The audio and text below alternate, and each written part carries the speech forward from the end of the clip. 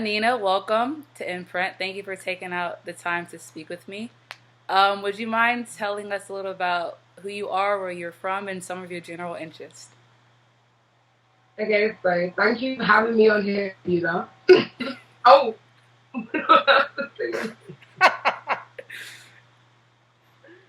No, okay. Okay, so okay, so thank you for having me on here. And okay, so I'm Annina, and I run a website called RootedInMagazine, which is an online platform for young people of color. You know, people from all different backgrounds to share their opinions or stories through film or art or photography, and as a way to kind of conversation between our generation and people in our generation, especially over here in the UK, where that's maybe not as accessible for people. So that's what I do. And I'm from London, but my mother's from Austria and my father's from Ghana. And my general interests are writing and film, and yeah, I'd say more writing and film and probably and music. Those are my main general interests. And just like from some of my interaction with you online, I think that you have an extremely healthy knowledge bank of movies and music. You just seem to know everything about everything. So, kind of like, where did that come from? It's really impressive. Wow. Okay, I wouldn't say I know everything about everything, but Okay. okay. Well, I'll take that. I think growing up, occasionally my dad would like give me music, so I'd get stuff from high life to funk music to like rap music, loads of different stuff. And also I played jazz music in school, so that put me onto a lot of older American jazz musicians and kind of going back to like blues and soul. And also just having the internet, right? We grew up at a time where we had access to be able to just find loads of stuff. So you have YouTube and all these places that recommend artists. I guess that's the way I kind of found this music thing. And as far as films, I think again the internet, watching films, because I would sometimes go back to Vienna as a kid. There wasn't really a lot to do, so we go to like the cinema a lot. So I guess filling out passages of kind of doing nothing, I'd be like, maybe I should watch a film. And again, when you get a computer, right, when you're like a teenager, well, when I was a teenager, I was like, okay, I'm gonna watch some films, and people give you DVDs, and you can watch them online. So I think that's probably where that bank of knowledge, and also I've just got a good memory when it comes to visuals and sound. Hmm. Yeah. Interesting. Thank you.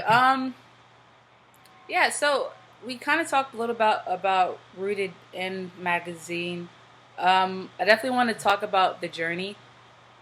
I mean, that sounds really dramatic. It's like the journey, but I want to talk about like the process, right? Because a lot of times when people want to start something, they kind of just see the finished product and they have no idea what it took from even conception and like how it's all started. So I kind of want you to assist people that might be interested in doing something like Rooted in Magazine, and how they can kind of get started. So let's just begin with your motivation for founding Rooted in Magazine. Like, where did it come from? How do you transfer it from an idea to something that actually was able to reach fruition and you were able to execute it? Yeah, so it was a kind of sporadic process. It wasn't like I've got an idea, it's gonna happen. Uh-huh. It was like me writing things and people being like, why don't you start a website or do something like that? And I was always in the back of my mind, I was like, I'd love to do something like that, but I wouldn't want it to be just me. Mm-hmm. And then thinking of kind of different artists and people I know, just friends with opinions and then people creating things. And I'm thinking, wait, where's the platform to share their work? So it was kind of over a period of time me thinking, okay, I could probably start something here, just something small. Mm-hmm. And a friend wanted to start something as well, but then they didn't have enough time.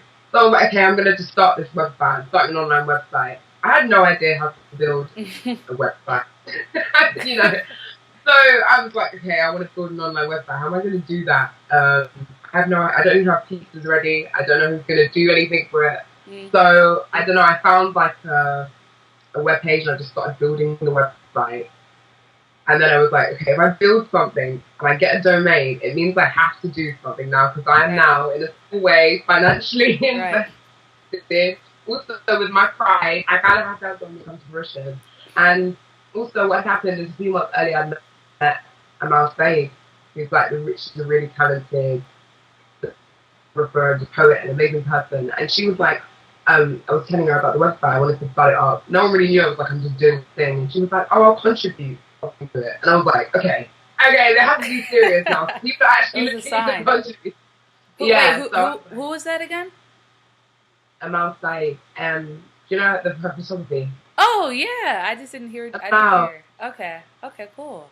Wow. Yeah, so she offered to do that, and I was like, okay, all right. Yeah. So and then I reached out to an ex-children's presenter on British television who was black, one of the only black television presenters on British television, and I was like, can I interview you? So I did an interview. Amal did her photography, and I just got through some people to like friends that I know to write pieces. And somehow the website kind of came together and I put it up and I was like, let's just see if anyone reads it. Right? If anyone even is aware it exists outside my friendship circle, right? Because you don't read it like I've read it. And I'm like, everyone's reading it, but maybe everyone I know. So yeah, that was kind of the process of starting it up. But I think it was a lot of just improvising. Because I'm still learning about the process as far as social media, how, as well as editing, I wasn't a trained editor or someone who'd been editing a lot of other people's work, a period of time beforehand. So it was kind of just a learning process, and now kind of saying, okay, maybe I want to switch the magazine more just onto creative content as a means of having maybe dialogues about race or just localized questions of issues in London, whether that's gentrification or UK issues as well that play, or European. So it's kind of testing that and still seeing kind of what people are engaging with and what they're not. And yeah. So you talked about engagement. Are you able to see the demographics of your audience? Like, do you think I would assume you have more of a London audience or British audience? Yeah, I think it's UK based, but there's definitely people from the States and other countries as well. And because I've had friends on there, I had my friend Anna Carolina Vidal, who's a Brazilian artist, and people from Australia who are like of Portuguese and Brazilian descent were like engaging with her work, right? So I was like, wow, I guess the power of the internet. But also, I can see that it's a younger audience, more so 18 to 24, but there's still a demographic in the older kind of age bracket as well. So it's interesting, there's all different types of people engaging with the website. My dad also that young people are reading it. Yeah, because the reason I asked is like, I know that people, we're all dealing with different realities, right? And so a lot of times you might have someone that tries to impose their reality on someone else's reality because we're both black, so they think that it's like the same thing. So I was wondering what your feedback was. Wow, I feel like I'm talking really loud. I was wondering what your feedback was from people in other places. Is it positive feedback, or is it like, wow, I'm learning a lot about what it is to be black in London, or what the cultural scene amongst black people is in London? Like, what's the feedback like? Well, I wouldn't say that maybe if more content goes up, we'll see how people are reacting. But I have people, from Ghana who are really loving the website, and all these different places. I think it's just people just excited that there's those conversations happening, and obviously that I think with what I'm trying to do is that no one's going to be that one authority on black people or a specific because we know it's so complex and nuanced, and depending on location or someone's ethnic background, that's going to influence how their identity plays out. So I think as long as people kind of speak to their experience, I think in a very specific way, I think broader themes of things they've gone through can relate to people on a more universal level, rather than I'm speaking for all black people and I've only had this one thing happen to me, and it's like, what? So it's kind of just making sure that people are aware of that when they're writing, or when I see people submit things to me, and I think you're trying to be a bit too kind of pedantic about your viewpoint in a way that you're saying that if you don't agree with this particular thing, you're not a part of that group or something. I kind of always want to keep the conversation open, because I think that's how you get people to engage with stuff. So as far as that's concerned, I mean, I've had international people reading it and they seem to enjoy just reading different perspectives, I guess, and it's more just kind of intrigue. Because when I read stuff about people, maybe if someone's back in Brazil or, you know, in other parts of the world, I'm like, I'm just interested. Like, what is the connection for us? Yeah. So do you kind of feel as if you're the editor of RootedInMagazine, right? Editor in chief. Yeah. Okay. Yeah, so so do you kind of feel like, because you just mentioned when someone submits something in whatever tone or message that they're portraying, you don't necessarily not agree with, but you feel like it might be alienating in a sense. Do you feel liberated in the fact that you're able to curate in that manner? Because I know that on other platforms like Tumblr, for instance, it can get a little bit chaotic, but you don't really have control over that platform, right? So I mean, there's a sense of liberation in, okay, I can kind of organize things in a way, you know, and push things out at certain times, and also let people have enough time to sit down and read that particular piece and push at them, you know, because I think something like microblogging, it's happening all the time. You can't really focus on one thing, and then I think a lot of it then plays into people's personalities rather than also just what you're seeing right in front of you. And I think also there's a pressure because you're reading something, and when I edit maybe written pieces, I can be quite extra about punctuation and grammar and all of these things, but I also don't want to take away someone's writing style, take away the voice or something that's very distinct about their work. But at the same time, I'm like, okay, this also has to make sense to other people, and also, you know, people can read it. And so I think there's a liberation and there's a pressure, but I also kind of enjoy it because I guess it's that sense of control. I guess the control is kind of liberating, right? Because like I answer to myself and to the readership as well. But you know, at the same time, like I have to sit there and think, okay, is this something that I'm okay with putting my name to? Right. You know, platform.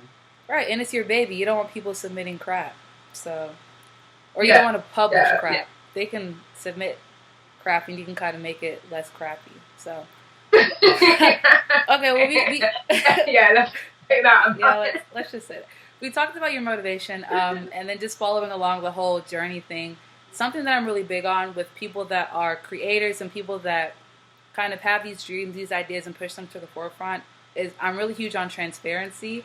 I think it's great to talk about the triumphs and the successes, but I also think it's important to talk about the setbacks, right? So let's start with the bad, and then we'll go to the good. So what are some of the setbacks that you've had in creating RootedInMagazine? Maybe you were expecting something one time, it didn't come through. Because I think I think hearing stuff like that is it's motivating to other people, because then when they why are you smiling? No, I'm saying no. Yeah, I'm agreeing. I know. I don't want you to forget. Don't forget what you're gonna say, because I feel like you had it on your head, on your mind. But like when they reached their. I was okay. With what you were saying. Was it touching your spirit? It was touching. Yeah, because of course, I think you do something. I think you think everyone works on your same motivation. Obviously, if this is my, like you said, baby, so I'm going to be very on the ball about what I want to do. Right. But, you know, sometimes people are like, yeah, I'm going to write all of this. And you know what? I'm going to submit 3 posts every month. And I'm like, yo, I just asked for one piece, but thank you very much. Like, and I'm sitting there waiting, like, okay, this is the deadline. And people are like, oh, I'm not near a computer. How are you answering me on the internet? Right. I'm going to write something else. Oh, I completely forgot I was going to write something I was supposed to write for you. You know, so you deal with a lot of excuses, but I think it just weeds out people. And sometimes when I feel that people are often too over-enthusiastic about maybe explaining an idea to you, they often are the people who are going to let that come to fruition. So for me, it's like not getting too excited about an idea that someone else, me, and literally just sitting there waiting and thinking, actions. But, you know, I love writers, but actions speak louder than words. That when I'm editing, I want to see that at the deadline, or if you can't do that, have a kind of legitimate excuse and inform me beforehand, rather than a few days later.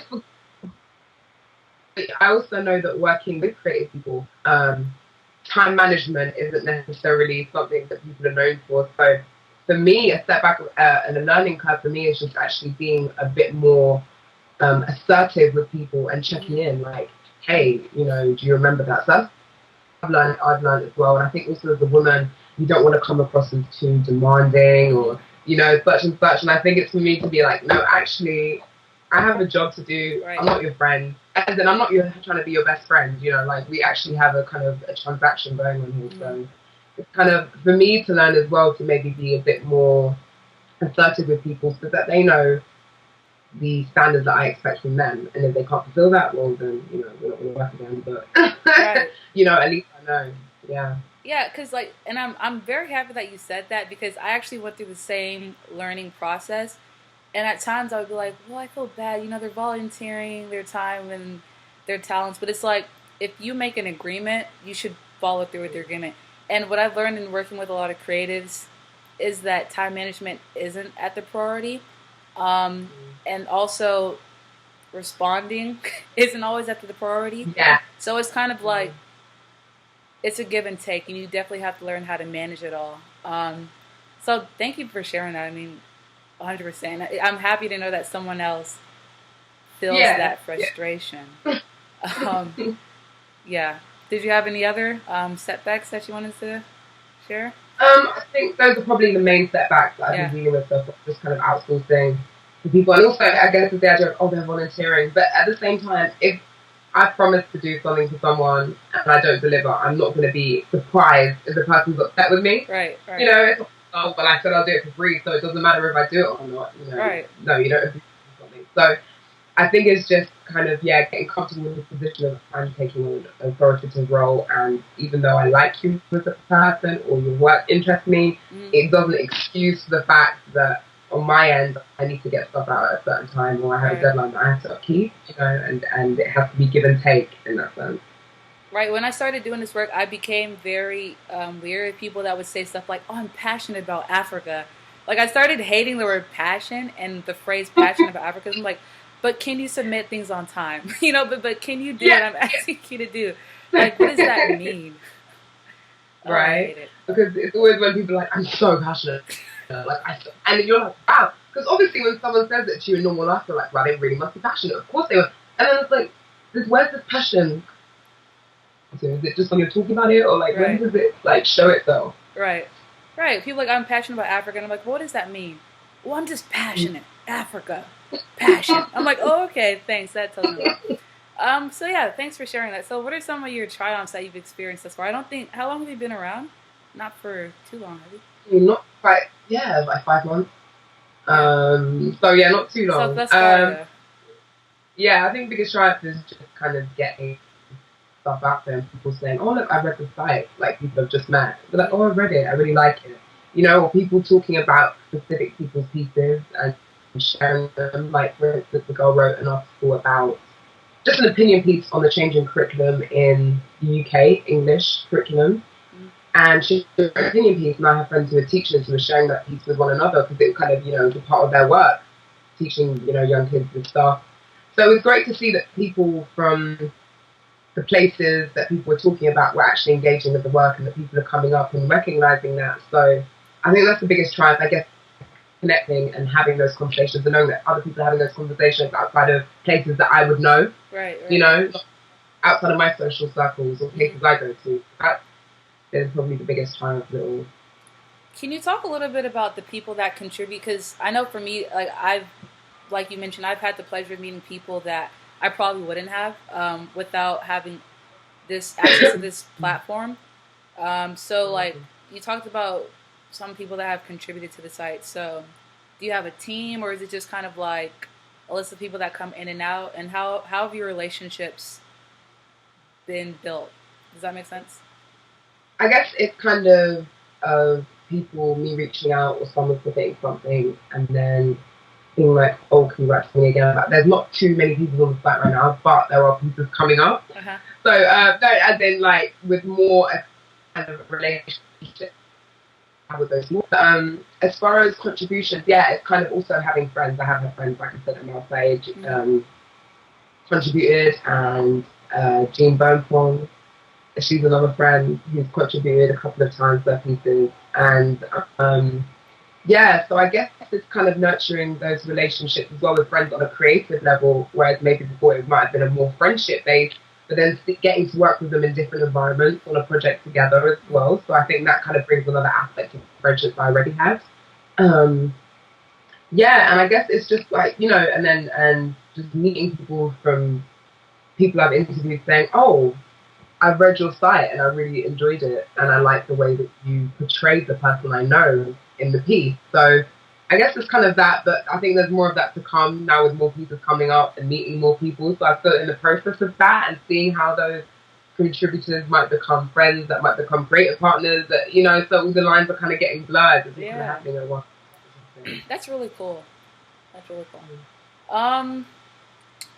So I'm just kind of curious as to how you think that your heritage or cultural background has affected your worldview, right? Because there might be someone in a totally different circumstance that might have had the same idea, but it would be a totally different way in which they presented it. All right. So just off the top of your head, or just some things that you've noticed.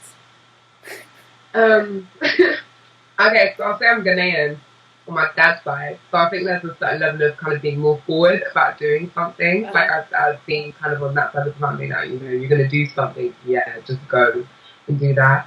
And I think maybe more so for my parents, like my mother is, she's someone that kind of works in the arts herself and is very kind of passionate about delivering and doing things and creating spaces for people. So I guess that's informed in a kind of subconscious level, because I didn't think about it too much until recently, and I was like, that must have informed obviously the way that I do things. But as far as cultural background, I would say it gives me just on a base level understanding that there's just a lot of different viewpoints that can even exist in one side of that particular cultural group or background. Right. Even growing up in London with so many different types of people around me, Jamaican, Nigerian, Lucian, whatever. Everyone has, a different viewpoint and perspective, dependent on so many different factors. So I guess that's something I wanted to capture for the site. Like, I wanted to represent the voices of the city that I grew up in one aspect of it.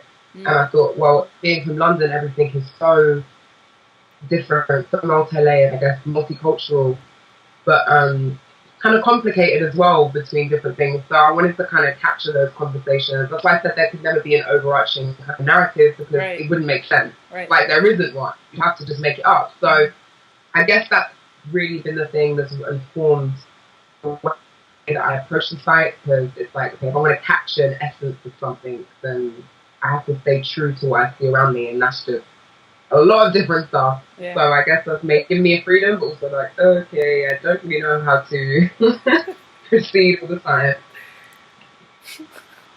True. Yes. I appreciate that. And then, I'm also kind of curious as to what your sources of inspiration are, because we talked about motivation earlier on, but a lot of times what helps you in your founding efforts, that motivation fizzles, or you need to rekindle it in some source. So I would just say, like, whenever you're feeling kind of down, you're like, why did I do this? No one's really coming through with their contributions, or you're just feeling like you don't know why you started this or whatever. What do you use to kind of help continue to inspire you to do the work that you do? What are some thoughts? I don't know if you have any practices, if you do yoga. I know that you're like really healthy in eating. Do you get it from the grass that you eat? Or? Yeah, I eat a lot of grass, right? And spinach. I just managed to do it. No, I'm glad you mentioned that, because I was thinking about it. I was like, wait, what are my sources of inspiration? Because I never thought there was like a particular source, but it wasn't a magazine or a website that I was particularly looking at, like, I want to recreate that my own way. But I was thinking, actually, a lot of times when I'm feeling a bit like, I don't know what I'm doing, like, I really don't know what I'm doing, I actually watched Ava DuVernay's keynote speeches at different kind of film events. And what I really love about her is, like, she's just very much, just go out and do it. Don't make any excuses. Even if you make a mistake, you're proceeding in some type of way, and you're just learning. Like, it's all a learning process. It's all a learning curve. And she has this whole speech at one place, like, I can't remember exactly where it was, but she was like, you have to shed the clothing of desperation in order to live a life as a filmmaker. I think she was just talking about filmmakers, because she's a filmmaker. I thought, okay, and she's talking about all the time people like waiting for a cue, like, I need a mentor, I need someone to help me, I need someone to fund me, I don't have the education behind it. And there's always these excuses that stop people from actually just going out and trying. So sometimes I'll watch that or listen to bits of that and think, okay, I can read and write, I have access to a computer, I'm just going to do what I have to do and just see where it goes. And I can't, I'm not going to set the bar of success here. I'm just going to see where it goes, and maybe it might rise, maybe it might lower, but either way, I'm attaining something rather than just thinking, like, I don't want to embarrass myself. I'm not going to do anything instead, which is the worst because then you've done nothing. So I think it's kind of, I guess, Ava DuVernay, and also what she does, someone who's, a black woman director who has her own distribution company and also facilitates kind of platforms for other people. And I guess in my own way, I'm not doing what she's doing, but I kind of want to facilitate a platform for other people. So I thought that's probably someone who's like at the moment one of my biggest inspirations or motivations. And then just around me, I guess my brother's a filmmaker as well. You said your brother? My brother's a filmmaker. Oh, cool. Yeah. So seeing what he's done, he's gone to Ghana and made 3 films with his friend Alex Wondergem. Just saying all the names. My brother's Adu Lalushek, if anyone's looking. But they've made already like 3 documentary films in Ghana like the past year. And seeing them just go out and do stuff, whether that's shining a light on narratives and issues that are kind of obscured in Western media and kind of, that people don't want to show that are associated with Ghana or Africa. And seeing them do that, and then even having my friend Amal there, who's just like a Renaissance woman who does all different types of stuff, and just having friends around me who just always pursue what their passions, I guess, we're saying we're passionate, but they actually actively go out and pursue their passions, and kind of, even though there's an anxiety there, they're still not afraid to go ahead and do that. So I'd say those are my kind of biggest motivations, my immediate circle, and then someone like Ava DuVernay who's just there, you can see in a position of power, and I'm like, wow. She's really kind of transparent about that process as well, like you're talking about, she'll say like, this didn't work out, and you're like, wow, someone's successful at that. Right. Yeah. So it seems like you get a lot of your inspiration from people. Yeah. There's nothing to that. It just sounds like you get inspiration from people. That's a good observation. Yeah. Thank you. Yeah. Okay. Well, lastly, I kind of just want to ask about you kind of just talked about it a lot, but your advice, like specifically from you, Annina, to anybody that's watching and is inspired by you or is a fan of RootedInMagazine or whatever, knows nothing about you or RootedInMagazine, but it's like, wow, this woman knows what she's talking about. What would your advice to them be about making their own mark, right? So it can be filmmaking, it can be music, it can be athletics, whatever. What do you have to say to them? I think kind of just realize that's a passion and goal of yours, because oftentimes people have these things inside of them, but they're like, I don't want to articulate it, or I don't want anyone to really kind of know until it gets to a certain place and I feel comfortable letting people know. I think it's just kind of being unafraid to just say you have a passion or a dream that you really want to pursue, even in the face of other people being like, you can't do that, like, what is that? Because oftentimes people are not really going to support you until they see something there, or they see you've actually done something that will. So don't wait on people to all be like, I'm going to back you 100%, like, you're going to do anything, like, oftentimes it's sad to say, but, people, we all like to see results. So, usually that's when you're going to get some type of feedback from someone. So I think just realizing that for yourself and knowing why this particular dream or goal or interest is important to you, and to continually affirm that to yourself. And then just try and find ways to begin to do that and compartmentalize the task. Because like I said, I didn't know how to create a website when I wanted to create it. It's just doing it bit by bit and also enjoying each stage of it. And with anything in life, just going through each stage, you learn something. Don't try and skip it. It's probably a really invaluable lesson that you're going to have to go back to if you skip it. So just enjoy the process of it. There's never a time that you're going to be like, I'm 100% successful and I 100% have everything together in my life and I don't have to worry about anything again. There's always going to be that anxiety there, so kind of just embrace that, work against it, work with it, but just know that you have to go through each stage and you will get through each stage. And if you keep doing that, then you'll probably get to a point where you're like, I've already completed this, or I'm on my pathway there, or I can actually see where this might go. So I think it's just realizing that goal, articulating it to yourself, affirming it to yourself, and just, taking small steps or big steps, but either way, taking steps there, and also just being of the fact that it might not happen exactly the time you want it to, and it might not look exactly like you wanted it to, or feel exactly like you wanted it to, or sound, but it's something, and you learn a lot from that process, and maybe in those mistakes you might find something that you actually prefer to do, or prefer to, yeah, so I think that's probably my advice to anyone. Thank you. Oh, thank you. That was inspirational for sure. Make a few quotes off of that. So do you have any social media or anything where which people can get in touch with you or reach you somehow? Yes, okay, so I have a Twitter, and my handle is at Annina Chirade.